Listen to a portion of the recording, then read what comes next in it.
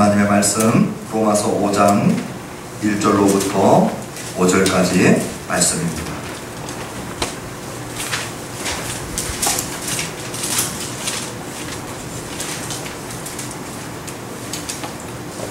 로마서 5장 1절로부터 5절, 제가 가지고 있는 신약성경책 245페이지입니다.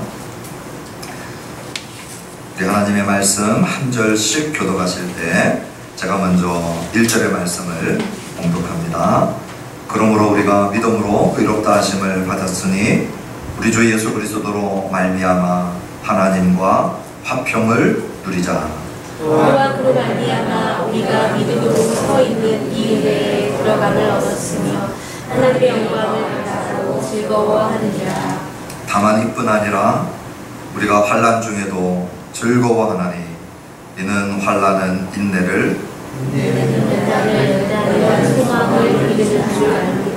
합독하십니다. 소망이 우리를 부끄럽게 하지 아니함은 우리에게 주신 성령으로 말미암아 하나님의 사랑이 우리 마음에 부은 바 됨이니. 아멘. 주님 감사합니다. 하던 일을 멈추고 주님 앞에 나와 예배할 수 있는 귀한 기회와 특권 주심을 감사드립니다. 또 하나님 앞에 예배할 때에 귀한 예물 주님 앞에 올려드리는 하나님 기쁨과 또 하나님 특권을 주심을 감사합니다. 받은 은혜 기억할 때마다 우리의 드림은 늘 부족하며 다 드려도 부족한 것밖에 없음을 주님 향유를 곁들여 주님 발에 부었던 마리아의 심정으로 우리도 고백하게 하여 주시옵소서. 누구든지 주님 앞에 올려드리는 예물이나 헌신으로 자랑을 삼지 말게 하여 주시고 그리스도로 자랑을 삼게 하시고 주의 은혜로 자랑을 삼게 하여 주시옵소서. 아버지 하나님께 올려드린 11조와 감사와 건축과 선교와 구제와 작정과 여러가지 모양의 헌물과 주정 예물 우리 주님 기억하여 주시고 드려진 손길들을 붙들어 주시고 주의 자녀로 살아가기에 부족함이 없도록 우리 주님께서 그 필요들을 공급하여 주시옵소서. 하늘나무교회 성도님들 그리스도 안에서 최고의 복을 받은 자들입니다. 만복을 받은 자들입니다. 우리의 받은 복을 깨닫게 하시고 알게 하시고 세워보게 하시고 누리게 하여 주시옵소서. 아버지 하나님, 작은 규모로 저희들이 모여있지만 하나님의 나라는 작지 않습니다. 우리가 섬기는 하나님은 작지 않습니다. 우리가 예배하는 하나님은 작지 않습니다. 오병이어로 많은 일을 하셨고 아버지 하나님, 작은 능력을 가지고도 주의 일들을 이루어가게 하셨던 많은 주님의 몸된 교회들이 있었듯이 우리 하늘나무교회가 주의 마음을 섬기며 주님의 마음을 시원케 하며 오늘 이 시대에 복의 통로가 되는 교회가 되도록 복의 복을 더하여 주시옵소서. 예수님의 이름으로 감사하며 기도합니다. 아멘.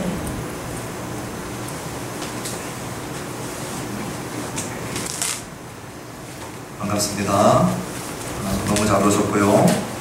다시 한번 우리 금요일 밤에 갑작스럽게 연락을 받고 빈소로 모이셔서 위로해주신, 위로예배 참여해주신 분들, 또 오늘 하반 예배, 오늘 발인 예배에 참여해주신 분들, 또 여러가지 상황으로 오지는 못하셨지만 염려해주시고 또 마음으로 함께 해주시고 또 기도해주신 우리 모든 분들께 감사를 드립니다. 아마 빈소에 와보신 분들은 느끼셨겠지만 우리 이정숙 지사님 가정이 친인척들이 거의 없고요. 그리고 또 너무 어려운 삶들을 살아오셨기 때문에 이 조문객들이 거의 없었습니다. 처음 갔을 때나 또 하반 예배, 입관 예배 드리러 갔을 때나 오늘 역시 발인 예배 때도 우리 교우들이 그 가족들보다 많았던 것 같아요. 우리 한 4-5명 오늘 우리 아침에 모였는데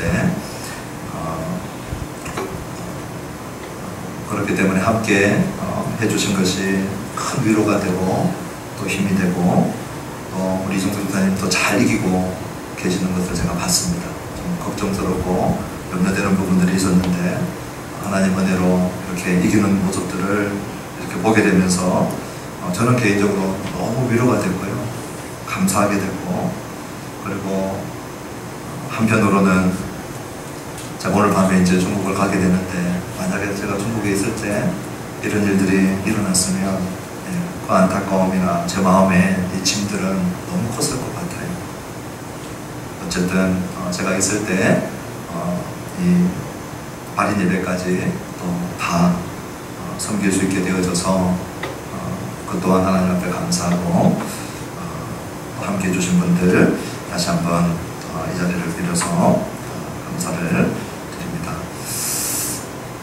누군가로부터 사랑을 받아보신 적이 있으시죠? 누군가로부터 인정을 받아보신 적이 있으실 것입니다. 만약에 학교에 있었다면 선생님으로부터 나는 인정을 한번 받아본 적이 있다. 또는 우리 동료들로부터, 친구들로부터 인정을 받거나 사랑을 받아본 적이 있다. 그러면 학창시절이 달라집니다. 집에서 부모님으로부터 사랑을 받거나 또는 형제들로부터, 동기들로부터 사랑을 받으면 가정생활이 달라지죠. 직장에서 상사로부터 인정을 받고 상사로부터 사랑을 받으면 직장생활이 달라집니다.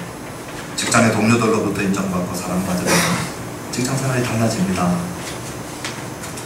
운동선수들이 능력은 거의 비슷한데 그 팀의 감독으로부터 사랑을 받거나 인정을 받으면 이 실력은 거의 비슷한데도 운동장에서 이 움직임이나 터치나 이거 자체가 완전히 달라진다고 합니다.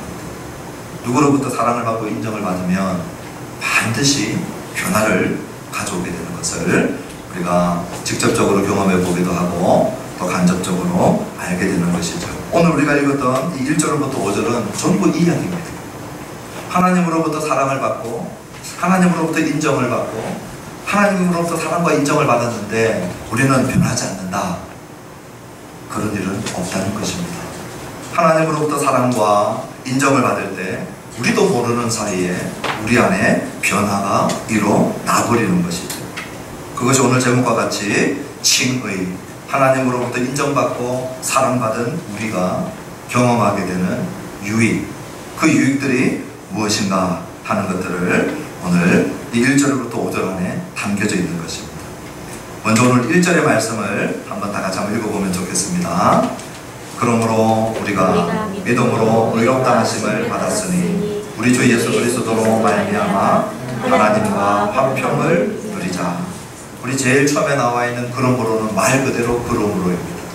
우리 1장, 2장, 3장, 4장에 걸쳐서 사도 바울이 지금까지 얘기했던 그 모든 내용들을 한 줄로 요약해서 얘기하고 있습니다. 그러므로 우리가 믿음으로 의롭다 하심을 받았다. 하나님 앞에서 본질상 우리는 경건하지 못했고 우리는 불의를 행했고 그러므로 하나님과 원수가 되어져 있어서 적대관계가 되어져 있었던 우리 완전히 거룩하시고 의로우신 하나님, 그분 앞에 흠과 점이 있고 결점이 있고 부족함이 있는 우리가 어떻게 똑바로 하나님을 쳐다보고 설 수 있을까? 이게 righteousness, 의라고 얘기했습니다. 하나님과의 right, 바른 관계. 그 하나님과의 바른 관계를 얻음이 의롭다함을 얻는 거거든요. 하나님 앞에서 의롭다함을 얻을 수 있는 육체가 그러므로 아무도 없다는 것을 1장, 2장, 3장, 4장에 걸쳐서 얘기했고, 그럼에도 불구하고 누군가가 하나님 앞에 의롭다함을 받았는데 보니까 아브라함이, 다윗이 그들의 범죄와 허물투성임에도 불구하고 그들이 하나님을 믿을 때에 하나님께서 그들을 의롭게 해주시는 그 놀라운 의롭다함을 인정받은 그러한 사람들의 근거가 무엇인가 봤더니 그들의 행위가 아니었다는 것이었습니다. 아브라함의 행위도 다윗의 행위도 부족하게 짝이 없었지만, 그러나 아무 근거 없이 죄인을 의롭다고 하는 것은 하나님의 공의와 정의에 부합되지 않기 때문에 죄인을 의롭다고 하는 근거가 무엇인가? 우리가 죄의 빚을 졌는데 이 빚이 해결되지 않고 너 빚 없다라고 하는 것은 이거는 불의한 것이죠. 우리의 빚을 우리 예수님께서 전부 다 갚아주셨고, 바울은 속량이라고 하는 말이 있었고요. 우리가 죄의 빚을 가지고 이 죄의 대가에 형벌을 받아야 되는데 그 형벌을 우리 대신 완전히 공의로우신 하나님이 불의를 향하여 내리는 진노, 거룩한 진노, 그 진노가 집행이 된 것입니다. 다만 내 정수리에 쏟아지지 않고 우리 예수님의 정수리에 십자가 위에서 쏟아진 것이죠. 그러므로 이것을 화목제물이라고 바울은 불렀습니다. 예수님이 우리의 죄값을 다 지불하십니다. 속량해 주십니다. 그리고 내 대신 하나님의 진노를 다 받아주심으로 화목제물이 되어주심으로 예수님의 공로와 행위와 예수님의 헌신 때문에 오늘 이것을 믿는 우리가 믿음으로 말미암아 우리의 죄는 예수님께 전가되어지고 예수님의 의는 예수님의 공로는 우리에게 주어지는 이것이 믿음의 신비요 믿음의 법칙이요 우리 하나님께서 세워놓으신 우리를 의롭다 하신 길이었다는 것입니다. 그러므로 오늘 여기 1절에 그러므로는 4장까지의 모든 것을 다 요약해서 우리가 믿음으로 의롭다 하심을 받았다는 것입니다. 그 믿음으로 의롭다 하심을 받은 것을 오늘 뭐라고 얘기하고 있느냐? 화평이라고 하는 단어로 사용하고 있습니다. 우리 주 예수 그리스도로 말미암아 하나님과 화평을 누리자. 여기 나와 있는 이 화평은 그냥 내 마음이 평안하다 할 때 우리가 쓰는 그런 감정하고는 다른 의미입니다. 우리가 보통 이런 얘기를 하죠. 내 마음이 왜 이렇게 평안하지? 내 마음이 요즘에 편안해. 그때 쓰는 평안 또는 평화 이런 단어는 상당히 주관적인 경험입니다. 정말 엄청난 환란이 지금 쏟아부어지고 있는데 내 마음이 고요한 겁니다. 흔들리지 않는 것입니다. 막 환경이 나를 휘몰아치고 정신을 못 차리게 하고 있는데 그 한복판에서 내가 평정심을 유지하고 평강을 경험하는 것이죠. 병원에 갔더니 예상치 못한 진단이 나왔습니다. 사업을 하는데 예상치 못하는 어려움을 당했습니다. 사랑하는 가족을 잃거나 또한 사랑하는 가족이 내 뜻대로 되지 않는 그런 상황들 속에 힘들어하지 않을 사람이 있습니까? 아무도 없습니다. 그런데 내 마음속에 평안을 누린다 할 때 그 평안은 그럼에도 불구하고 내가 주관적으로 경험하는 것이죠. 그런데 오늘 여기 쓰고 있는 화평이라는 말은 그런 말이 아닙니다. 이 화평이라고 하는 말은 뭘 전제로 하냐면 적대 관계를 전제로 합니다. 관계가 안 좋다는 겁니다. 적대 관계가 형성되어져 있다는 것입니다. 그런데 그 적대 관계가 끝이 나고 원수된 관계가 끝이 나고 이제 새로운 관계가 형성되어졌는데 그것이 뭐냐? 화평인데 이 화평은 주관적인 화평이 아니라 이거는 객관적이고 이거는 역사적인 그러한 관계를 얘기할 때에 이 화평이라고 하는 하나님과 화평을 누리자 할 때 그 화평의 의미를 그렇게 쓰고 있는 것입니다. 2차 세계대전이 끝나고 난 다음에 일본의 패전을 모르고 있던 일본 해군에 속해 있는 요시오라고 하는 중위가 필리핀의 한 산악지대에서 끝까지 투항하지 않고 총을 들고 전쟁에 임한 실화는 잘 알려진 이야기 중에 하나입니다. 천황에 항복하고 그리고 종전을 선언하고 그리고 난 다음에 아무리 투항을 외쳐도 전부 다 나를 속이는 것이다 라고 이 요시오 중위는 생각을 하고 60년 동안 혼자 살았어요. 누가 설득했느냐? 자기 직속상관이 와서 해상 명령을 내려야 자기는 그때야 믿겠다 그랬어요. 자기 직속상관이 와가지고 설득을 한 겁니다. 메가폰을 잡고 그때서야 투항을 한 이 요시오 중위. 참 그의 충성심과 그의 절개는 갸륵하지만 역사적 사실에 대해서는 무지한 거죠.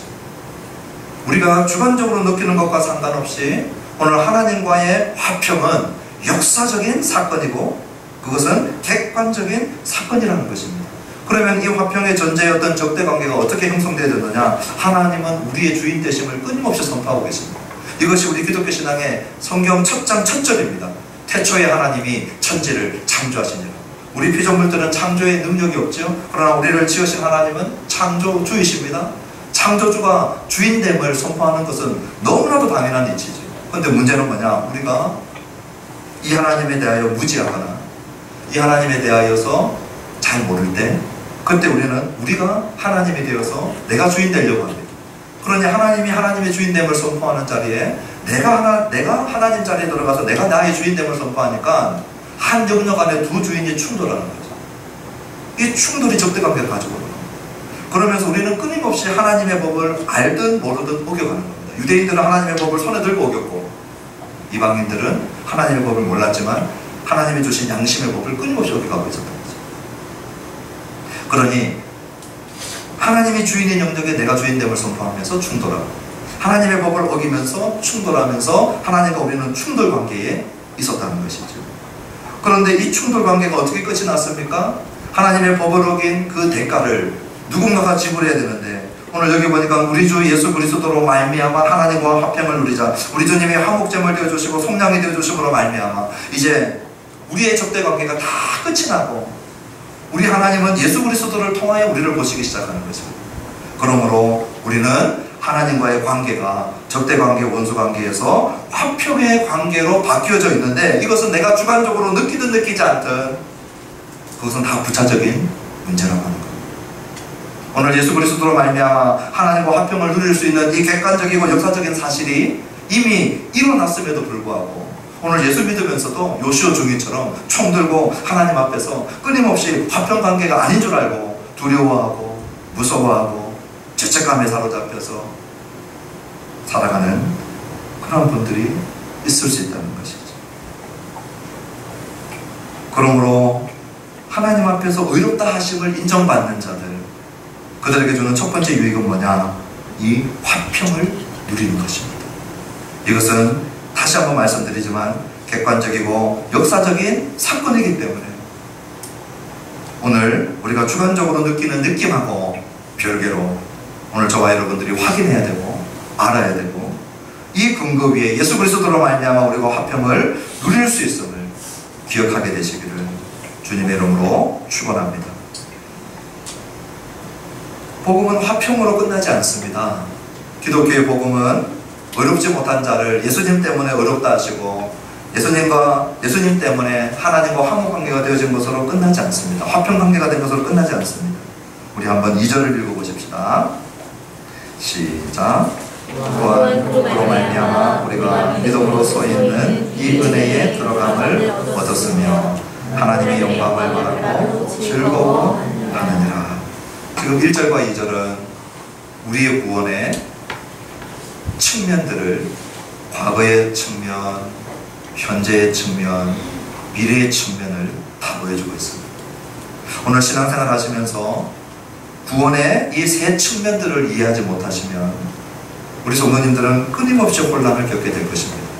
그런데 이 세 측면들을 잘 이해하시면 오늘 우리가 그리스도로 말미암아 기뻐하고 안정감을 누리고, 그리고 성경이 보장하고 있는 많은 것들을 실제로 내 것으로 삼을 수 있는 것입니다. 우리 예수님을 믿을 때 일어났던 과거의 역사가 뭐냐? 1절이었습니다. 방금 우리가 봤던 그 1절에 역사적으로 객관적으로 2000년 전에 우리 주님 때문에 우리는 하나님과 화평을 누리는 일들이 과거에 일어나 버렸어요. 그럼 현재는 어떤 일들이 일어나고 있느냐? 오늘 2절에 보니까 그로 말미암아, 예수님이죠. 그로 말미암아 우리가 믿음으로 이 은혜에 들어감을 얻는 것입니다. 지금 현재 저와 여러분들은 어느 한 영역 안에 들어가는 거예요. 우리가 들어가는 이 영역이 어디인가? 오늘 2절에 보니까 은혜라고 하는 영역 안에 들어가 버리는 것입니다. 그리고 실제로 지금 우리는 이 은혜의 영역 안에 들어갈 수 있음을 얻게 되어졌다는 거죠. 여기 얻을 수 있다 라고 하는 이 말은, 이전에 우리 임금님 한번 얼굴 뵈려면 누군가에 의해서 아련을 받아가지고 아련되어서 임금님을 뵙게 돼 있어요. 누군가가 우리를 왕의 보좌로 임금 앞으로 인도에 나가서 보게 되는 것이죠. 들어감을 얻었다라고 하는 의미가 그 의미입니다. 우리 주님이 계시는 그 보좌에, 오늘 특별히 그 보좌의 특징을 은혜라고 얘기하고, 그 은혜가 통치하는 그 영역 안에 우리는 들어가는 이 놀라운 자격과 기회가 부여된 자라고 하는 것이 오늘 현재의 우리의 모습이라고 하는 거예요. 그럼 이 은혜에 들어가는 것이 또 다른 의미로 로마서에서는 어떻게 얘기하고 있는가? 21절을 같이 한번 6장 21절 한번 보실까요? 로마서 6장 21절을 가면 이 은혜에 들어가면 무슨 의미인가 바울이 그의 로마서 안에서 그 의미를 우리에게 설명해 줍니다. 우리 로마서 죄송합니다. 우리 5장 21절입니다. 지금 우리 5장을 읽고 있죠. 5장 21절 같이 한번 읽어보시겠습니다. 시작. 이는 죄가 사망 안에서 왕노릇한 것 같이 은혜도 또한 의로 말미암아 왕노릇하여 우리 주 예수 그리스도로 말미암아 영생에 이르게 하려 함이라. 은혜의 왕노릇함을 얘기합니다. 은혜가 왕이 되어서 다스리고 통치한다는 것입니다.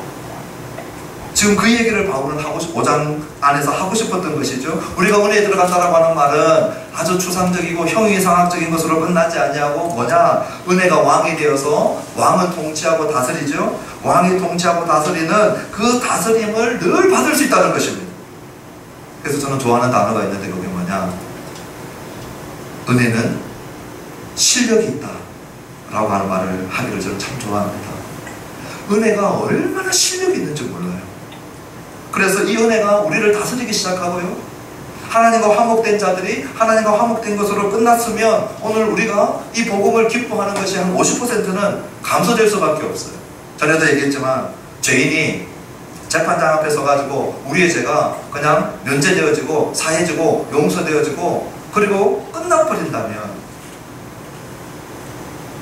그냥 죄 용서받은 것으로 끝나버린다면, 새로운 관계가 형성되지 않는다면 그것은 반쪽 복음이 되는 것이죠. 그런데 오늘 로마서에 얘기하고 있는 이 복음은 뭡니까? 하나님과 적대관계에서 풀린 것으로 끝나지 않고 우리 하나님이 그래 나 너 용서해 줄게, 너 다시는 내 앞에 나타나지 마라, 난 다시는 너 꼴도 보기 싫다 하지 않으시고 뭐라고 하는 것입니까? 들어오라는 거예요. 내게로 끊임없이 나오라는 거예요. 내가 너를 은혜로 대해줄 것이고, 이 은혜는 실력이 없거나 능력이 없거나 아주 그냥 약한 단어가 아니라 왕과 같은 단어예요. 왕으로 타는 단어입니다. 그러므로 어떻게 되는가? 은혜가 우리를 끊임없이 통치한다는 것입니다. 할렐루야. 우리는 은혜의 통치를 계속 받으면 어떻게 되느냐? 6장 14절 보십시오. 6장 14절. 우리 이제 6장을 때도 자세히 하겠지만 같이 한번 읽어보십시다. 시작. 죄가 너희를 주장하지 못하리니 이는 너희로 법 아래 있지 아니하고 은혜 아래 있습니다. 바울은요, 이 대화의 상대자가 할 만한 질문들을 먼저 합니다. 우리 은혜 얘기하면 제일 많이 나오는 단어가 뭐냐면 싸구려 보고. 기독교는 싸구려다. 왜냐? 아무리 죄 지어도 예수님이 죄값 다 지고라고. 그러면 마음껏 죄 짓겠네. 그런데 기독교인들이 저 모양이지. 죄 지으면 예수님이 다 죄값 지고라니까 마음껏 죄 지어도 되네. 과거와 현재와 미래의 죄가 예수님 때문에 다 용서받았다며 마음대로 살자 하지 않겠느냐라고 6장에 바울이 질문을 또 던집니다. 우리 6장 가서 자세히 하겠지만 그 중에 답을 제가 미리 얘기하자면 뭐냐? 은혜를 입으면 은혜는 우리가 생각하는 것처럼 하찮은 것이 아니라는 거. 은혜를 입은 자가 되면 우리의 마음속에 은혜가 우리를 다스리기 시작한다는 겁니다.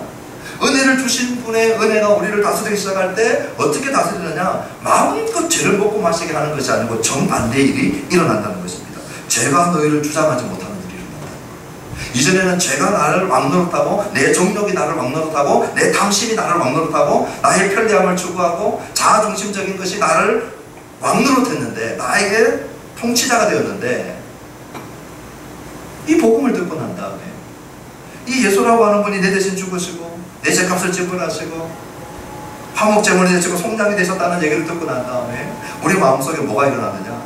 은혜가 스물스물 들어오셔. 은혜가 내 마음속에 스물스물 들어오면 이 은혜가 아주 힘이 없는 것이 아니고 왕이 됩니다. 그러면서 명령을 하고 통치를 하고 다스리면 마음껏 죄짓는 삶을 살아가는 게 아니라 은혜의 통치를 받으니까 죄가 주관하지 죄가 우리를 주관하지 못한다.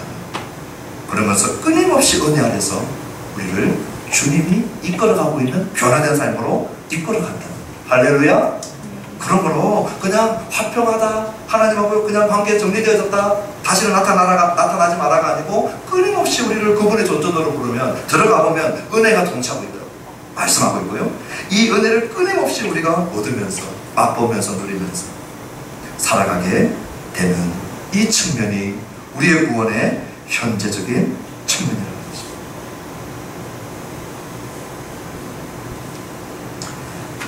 세 번째 모습이 2절 끝에 나와 있습니다. 하나님의 영광을 바라고 즐거워하느니라. 이것은 우리의 구원의 미래적인 측면입니다. 자, 은혜를 입고 사랑을 입었어요. 하나님으로부터 인정을 받았어요. 하나님으로부터 우리가 사랑을 덧입었어요. 그랬더니 화평을 누리기 시작하고 어느새 지성소 안에 슬금슬금 들어가기 시작하고 담대하게 들어가기 시작하고 은혜의 보좌 앞에 나아가기 시작하고 은혜를 받기 시작하고 은혜가 내 안에 통치하기 시작하고 내 삶의 영역들이 바뀌기 시작하는 거예요. 죄에 대하여서 변화된 나의 모습을 보게 되는 거죠. 이전에는 죄 짓는 걸 좋아했는데 이제는 죄 지으면 깨름직해지고 싫어지고 죄와의 관계가 바뀌어지는 거죠. 은혜가 통치하니까 그래요. 그러면서 어떤 변화가 있느냐, 하나님의 영광을 바라고 즐거워하게 된다.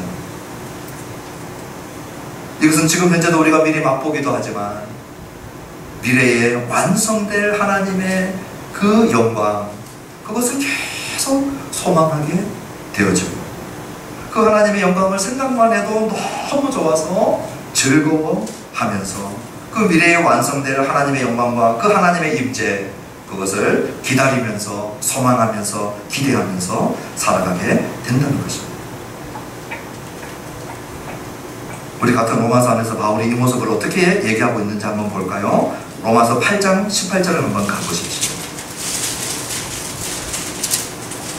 바울이 얘기하고 있는 하나님의 영광은 뭔가?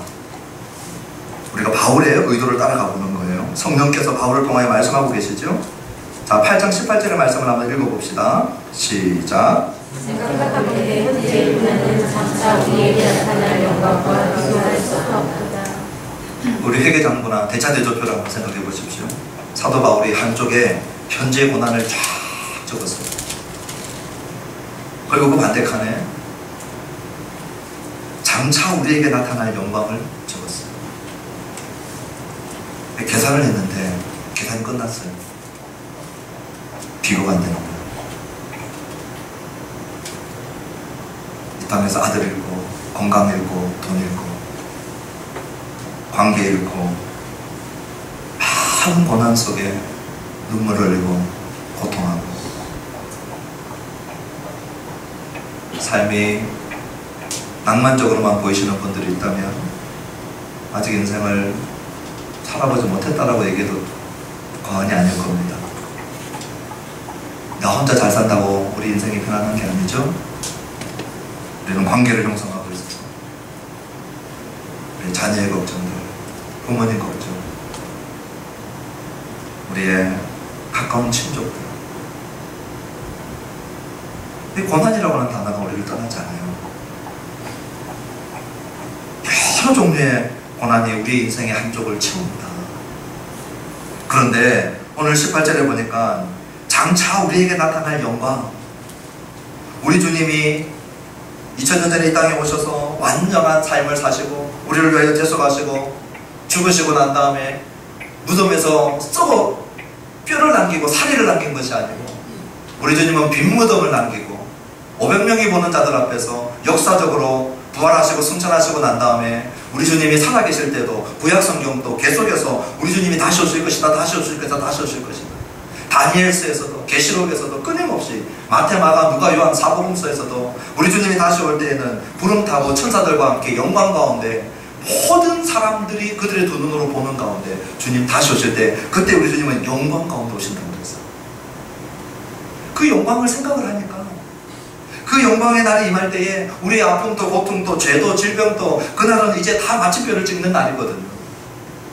그 영광을 생각하니까 하나님의 완전하심을 우리가 완전히 누리는 그날을 생각하니까 이 땅에서 당하는 모든 고난들, 대차대조표의 한 편을 가득 채웠던 것들하고 장차 우리가 경험하게 되고 누리게 될 그 영광하고 저울에 달았더니 이건 비교가 안 되게 영광적으로 쑥 쏠리는 거죠.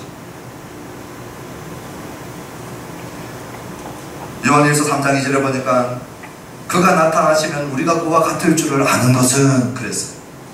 바울만 이 얘기하는 것이 아니고 사도 요한도 요한 1서 3장 23절에 우리 주님이 다시 나타나실 때 예수 믿는 모든 성도들은 어떻게 되느냐? 우리 주님과 같이 그날 우리도 변화된다는 것이에요.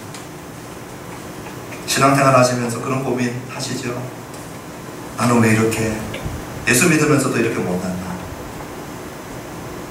나는 은혜를 받았는데 내 모습은 왜 이 모양인가? 그런 한탄과 아쉬움이 언제 마침표를 찍느냐? 우리 주님이 다시 오실 때 그때 우리도 주님과 같이 변화되어지는 영광의 몸으로 바뀌어지는 것입니다. 그러니 그 소망을 생각을 하니까 어떻게 됩니까? 즐거워하게 되고 바라보게 되고 기대하게 되는 것입니다. 제가 이 말씀을 나누면서 하나님의 영광을 바라는 것은 하나님 자체를 바라는 것이거든요. 하나님의 영광을 즐거워하는 것은 하나님 자체를 즐거워하는 것이거든요. 우리 하나님 우리에게 주시는 구원, 하나님의 지혜, 하나님의 사랑 모든 것이거든요. 그러니 하나님의 영광은 하나님 자신이고 그 자체이시거든요. 근데 하나님을 바라고 즐거워하는 게 뭡니까? 너무 모르시는 분들이 계셔서 신앙생활 하면서도 어떻게 하나님을 바라고 즐거워하지? 바라고 즐거워하는 것 자체를 모르시는 분이 계시는 것 같아요. 이게 도움이 될지 모르겠지만 저는 예술작품에 참 무지합니다. 잘 몰라요. 근데 제가 좋아하는 화가가 한 명 있는데 반 고흐라고 하는 화가를 제가 좋아합니다. 제가 유일하게 그림을 보고 제 가슴이 뛰어본 유일한 그림이었어요. 고흐의 그림을 이렇게 보고 있는데 마치 이 맥박이 뛰는 것 같아요. 그리고 그 안에서 역동적이고 힘이 있고 살아 움직이고, 그래서 제가 고흐의 일대기를 한번 읽어보고 그 삶을 한번 들여다보니까 너무 안타깝고 공감되기도 하고, 이분이 신학도 네덜란드에서 신학도 공부하다가 광촌에 들어가서 버려진 홍등가 여인을 데리고 살기도 하고, 그래서 사람들한테 지탄받고 네가 전도사가 어떻게 홍등가 여인과 사느냐, 그래서 소위 우리말로 잘리기도 하고, 그러면서 파란만장을 살면서 그의 예술성을 어느 누구도 인정해주지 않다가 삼촌이 있는 런던에 와가지고 삼촌의 화방, 그 삼촌이 그림 작품하는 그곳에 와서 도와주다가 그 그림 하나가 이제 동생한테 가게 되고, 그러면서 죽고 난 다음에 살아생전에는 제대로 가방을 받고 팔지 못했던 작품이었는데 그거 죽고 그 작품의 사람들이 가치를 인정해주기 시작합니다. 그래서 저는 그거가 그려놓은 하늘이나 별이나 해바라기나 교회나 씨 뿌리는 농부나 이런 것들을 볼 때 너무 감격이 있고 그 보는 즐거움이 있고, 꽤 좋은 예술작품 하나, 여러분, 좋은 예술작품일수록 보면 또 보고 싶고 또 와도 또 감동이 있고 즐거워하는 거죠. 또 보고 또 보고 또 깨닫게 되고, 또 이전에 안 봤던 그런 터치가 보이고 색깔이 보이고 각도가 보이고, 여러분들도 그러실 줄 믿고 싶습니다. 네. 우리 하나님은 어떨까요? 우리가 명작이라고 하는 작품 하나, 명곡이라고 하는 곡 하나 듣고 또 듣고 감상하고 즐거워하죠. 우리 하나님은요 명작, 명화, 명곡하고 비교가 안 되겠죠. 끊임없이 바라보고 끊임없이 즐거워하고, 어제 충분히 은혜 받았으니 앞으로는 즐거울 것이 없는 것이 아니라 무한히 즐거워할 수 있는 것이 남아있는 분이 우리 하나님이십니다. 오늘 여기 미래적인 그 측면들을 보여주고 있는 것이죠. 그래서 이 1절과 2절의 말씀을 보시면 우리의 구원의 세 가지 측면들을 잘 보여주고 있습니다. 과거적 측면은 어떻습니까?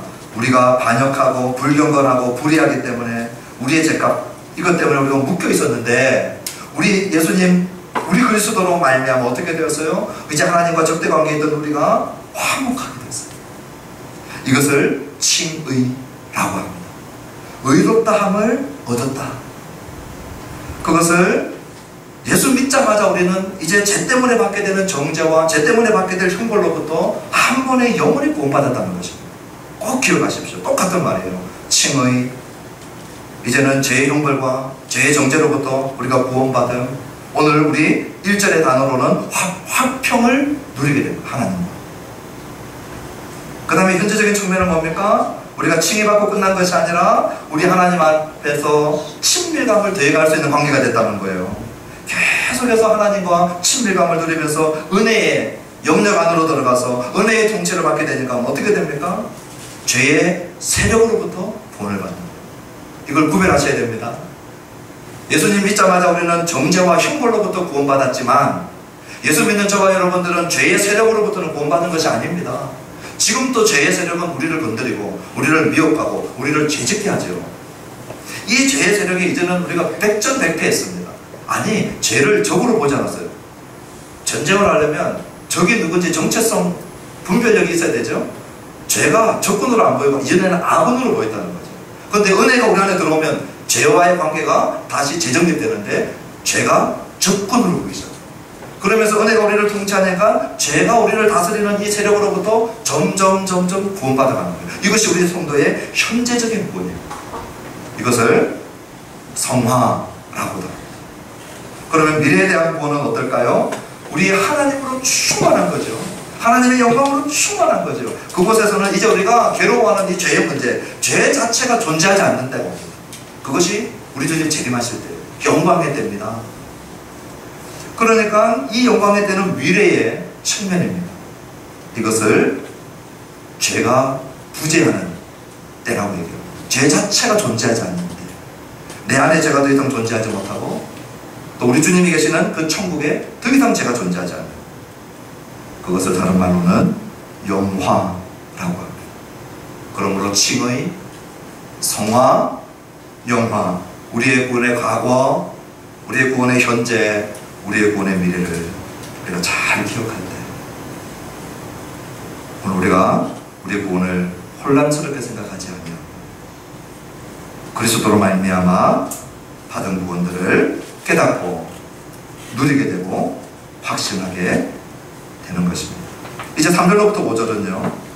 그러면 지금 바울의 설교를 들어보니까 1절과 2절에 영광으로 끝나니까, 즐거워하면서 끝나니까 우리의 신앙생활은 영광과 즐거움과 이런 것밖에 없느냐? 실제로 우리의 성도의 신앙생활은 어떻습니까? 환난이 있거든요. 그러면 신앙생활 중에 우리가 고통당하고 아파하는데 그러면서도 우리가 바라보고 즐거워할 수 있는가? 이 질문 나오겠죠. 그 질문에 대한 답입니다. 우리 3절부터 5절까지 한번 읽어보십시다. 시작. 다만 이뿐 아니라 내가 환난 중에도 즐거워하나니 이는 환난은 인내를, 인내는 연단을, 연단은 소망을 이루는 줄 알미로다. 소망이 우리를 부끄럽게 하지 아니함은 우리에게 주신 성령으로 말미암아 하나님의 사랑이 우리 마음에 부은 바 됨이니. 바울은 우리의 신앙생활을 마치 마약을 섭취하거나 아편을 먹는 것과 같은 그러한 것으로 여기지 않았습니다.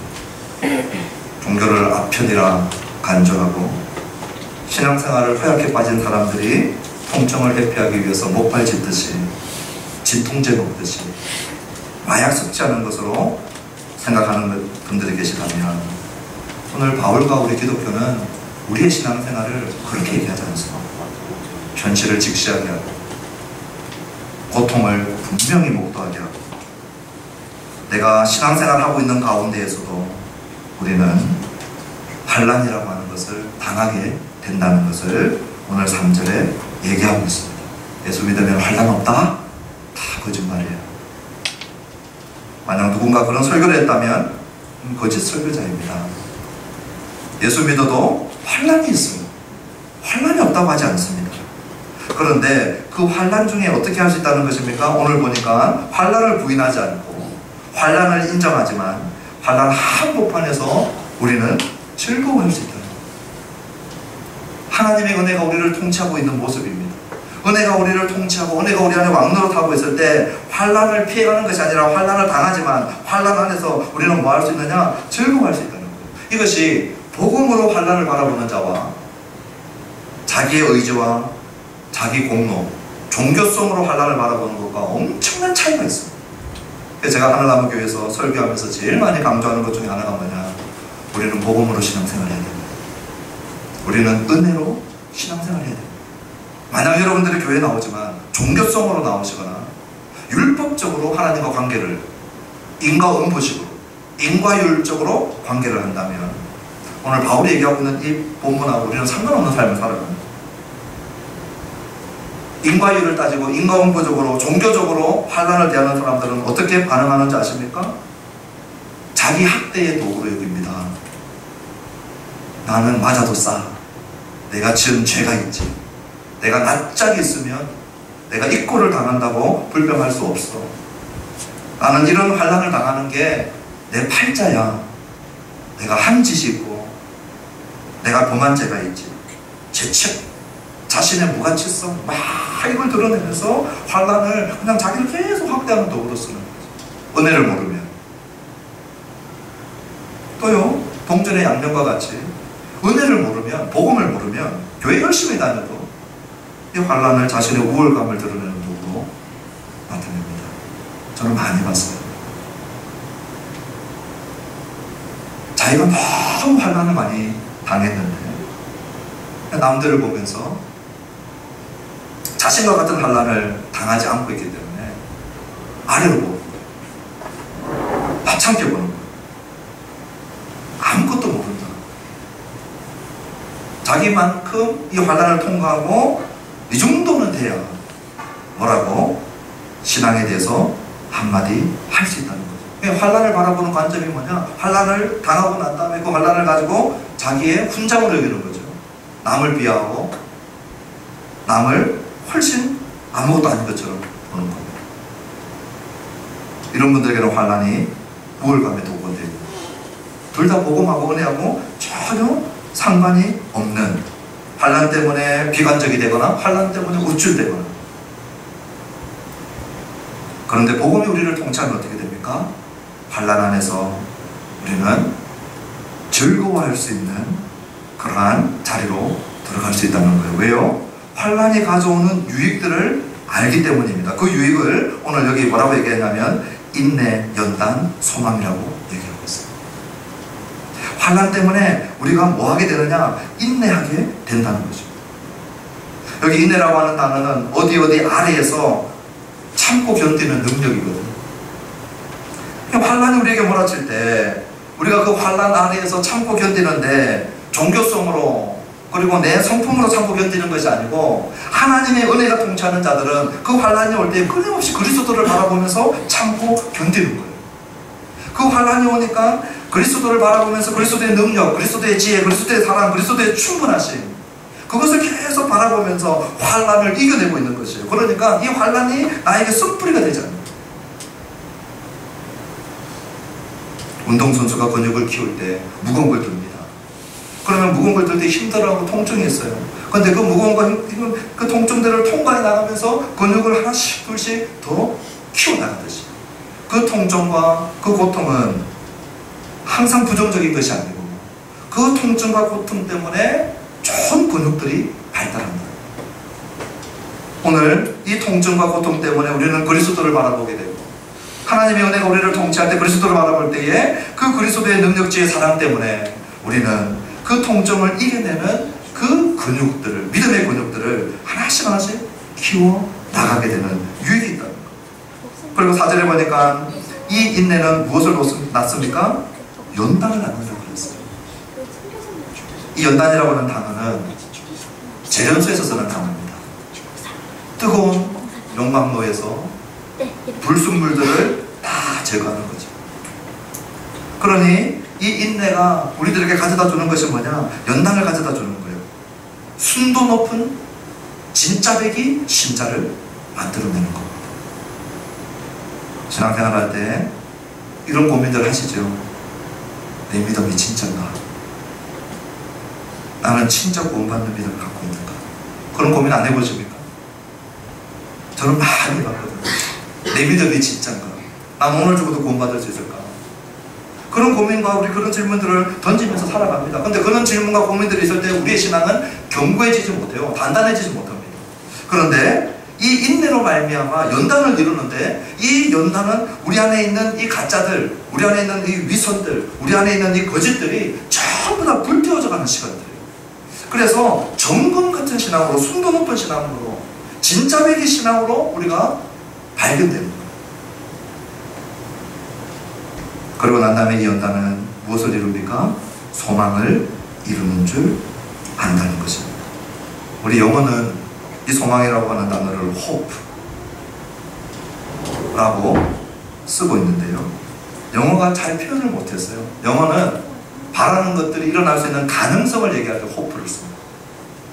그런데 헬라어 단어는 이 엘피스라고 하는 단어는 가능성이 아니고요. 그것이 다 성취되어진 것을 확신한 상태에서 바라는 것이 성경이 얘기하는 이 엘피스라고 하는 소망이라고 하는 단어라는 거예요. 그러니 우리에게는 하나님의 영광에 대한 소망, 죄가 종식되고 죄가 부재할 날이 온다는 것을 알는 소망, 지금 죄와 싸워야 되는 죄의 세력으로부터 끊임없이 싸우는 이 싸움이 언젠가 다 종결되어지고 우리가 그리스도와 같이 변화되어지고 죄가 존재하지 않는 그날에 대한 이 소망, 이것은 가능성이 아니고 이것은 확신이요 성취요, 그것을 바라보면서 기다리는 이 소망을 끊임없이 이루어내는 것입니다. 5절을 보니까 이 소망이 우리를 부끄럽게 하지 않는다라고 얘기하고 있습니다. 왜 우리를 부끄럽게 하지 않느냐? 이 소망은 헛되지 않다라고 하는 말과 똑같거든요. 그러면서 5절 끝에 가장 강조하고 있는 것이 뭐냐? 우리가 얼마나 하나님을 사랑하는가가 아니고 5절을 잘 읽어보시면 하나님의 사랑이 우리를 향하여 얼마나 크신가를 얘기하고 있어요. 성령의 역사로 말미암아 우리가 알아가는 것은 뭐냐? 내가 하나님을 얼마나 사랑하는가가 아니라 하나님의 사랑이 우리 마음에 계속 부어져서 하나님이 우리를 얼마나 사랑하시는가를 말씀해주고 있다는 것입니다. 가정에서 부모나 동기들로부터, 학교에서 선생님이나 친구들로부터, 직장에서 상사나 동기들로부터, 선수들이 감독으로부터 이 사랑을 입으며 변화되어지게 됩니다. 오늘 바울은 우리 안에 역사하시는 성령님이 끊임없이 하고 계시는 일이 있는데 그게 뭐냐? 하나님이 우리를 얼마나 사랑하시는가를 계속해서 조명해 주신다는 거예요. 그것이 이제 다음 주부터 우리가 보게 될 6절 이하에 하나님이 우리를 어떻게 사랑하셨는가 하는 것들을 우리가 다음 주부터 구체적으로 보게 될 것입니다. 그 핵심은 독생자를 우리 대신 아낌없이 십자가에 매달리게 하기까지 우리를 사랑하셨다는 거예요. 그럼 우리 이제 말씀을 마치면서 하나님과 화평만 누리고 실제로 하나님을 우리의 삶 속에 소유하고 교제하고 우리의 환난 가운데 하나님을 경험하면서 살지 못한다면 이 하나님과의 화평을 누림으로는 우리에게는 오늘 복음이 얘기하고 있는 모든 유익을 우리가 다 깨닫고 알고 누리게 되는 것이 아니라는 것을 말씀해 줍니다. 무슨 말이냐? 구원을 교리에 충실해서 예수 믿으면 구원받고 하나님 저기 계시고 나는 여기 있는데 언젠가 내가 죽으면 그분 품에 가게 될 것이다. 이 정도는 하나님하고 화평한 것 정도 아는 것이죠. 오늘 바울은 여기서 멈추지 않는다는 것입니다. 오늘 우리의 환난의 깊은 곳에 하나님이 계시나? 오늘 나의 고통 깊은 곳에 우리 하나님이 함께 하고 계심을 알고 있느냐? 구원받은 모든 자녀들, 이 하나님이 우리와 같이 계시고 하나님의 은혜가 우리의 환난 가운데서도 통치하고 있고 지금 내 곁에서 내 눈물과 함께 내 통증과 함께 내 아픔과 함께 그 주님이 나의 삶의 한복판에 지금 살아 계시는 것이 우리 복음으로 말미암아 구원받은 신자의 오늘이라고 하는 것입니다. 이 사랑, 이 인정받음, 이 화평, 이 친밀감, 이 영광 우리가 어떻게 얻게 됩니까? 1절과 2절에 우리 주 예수 그리스도로 말미암아 믿음으로 말미암아 끊임없이 바울이 반복하죠. 우리의 행위가 아니에요. 우리의 노력이 아니에요. 우리의 공로가 아니에요. 나의 헌신이 아니에요. 하나님의 노력, 하나님의 헌신, 하나님의 신실하심, 그리스도의 노력, 그리스도의 헌신, 십자가에서 자기의 몸을 내어주신 그 그리스도의 헌신으로 우리는 믿음으로 빈손 들고 이 인정함과 사랑을 받았음을 아시고 하나님이 나를 인정하시고 하나님이 나를 사랑하셨다면 우리의 삶에 실제적인 변화가 따라오게 된다는 것까지 오늘 말씀을 통하여 확신하고 우리의 환난과 고통을 새롭게 바라볼 수 있게 되기를 주님의 이름으로 축원합니다. 우리 찬양하실 텐데요. 오직 예수뿐이네. 우리 찬양하고 축도록 해주십니다.